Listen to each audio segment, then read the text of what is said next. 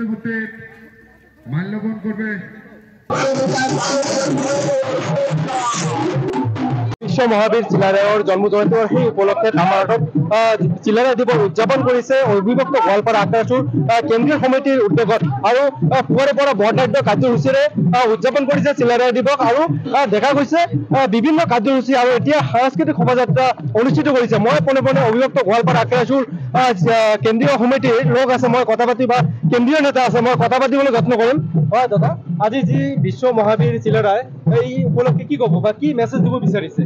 হয়, আমাৰ অবিভক্ত গোৱালপাৰা আখৰাসুৰ পৰা আমি ধামাৰাহাটৰ এই নাটাবাৰীত বীৰ মহাবীৰ বিশ্ব মহাবীৰ চিলাৰায়ৰ জন্ম জয়ন্তী উদযাপন কৰিবলৈ লৈছোঁ আৰু ইয়াতে আমি বিভিন্ন দল জাতি বৰ্ণ বিশেষে আমি সহযোগিতা পাইছোঁ।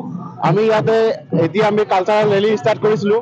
কালচাৰেল ৰেলীত আমাৰ যে কোচ ৰাজবংশী জনগোষ্ঠীৰ বৃহত্তৰ জাতিৰ যে আমাৰ কালচাৰ আছে, যে আমাৰ জাতীয় সাজ আছে, জাতীয় ভাষা আছে, জাতীয় খাদ্য আছে, আমি গোটেইখিনি ইয়াতে দাঙি ধৰিছোঁ।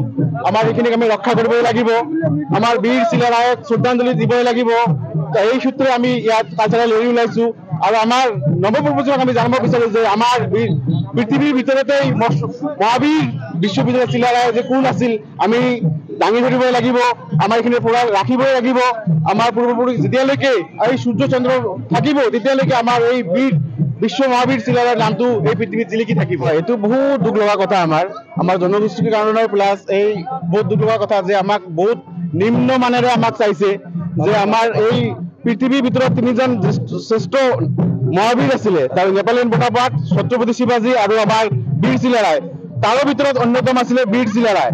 কিন্তু আজিৰ দিনত দুৰ্ভাগ্যজনক কথা যে এই চিলাৰায়ক নিম্নমানে চোৱা হৈছে, কাৰণ বীৰ চিলাৰায় বীৰ লাচিত প্ৰতিখন স্কুলতে প্ৰতিখন চৰকাৰী অফিচতে সন্মান দিয়া হৈছে বা কিবা এটা প্ৰগ্ৰাম ৰাখিছে, কিন্তু আজিৰ দিনলৈকে কোনোখন স্কুলত বা কোনোখন চৰকাৰী অফিচত আজিলৈকে আমি দেখিবলৈ পোৱা নাই।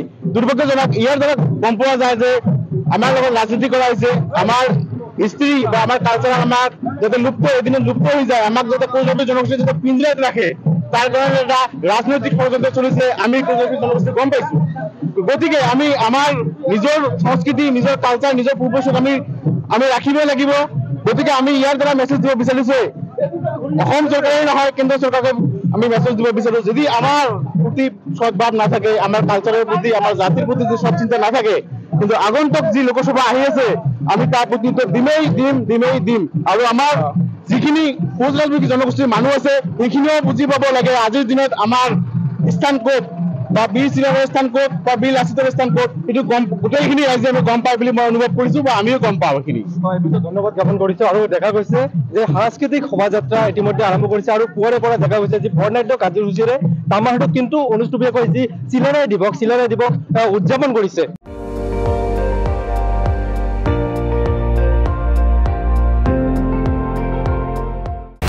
আপুনি চাই আছে ND24, সৰ্বশ্ৰেষ্ঠ নহয় সৰ্বোত্তমৰ দৌৰ।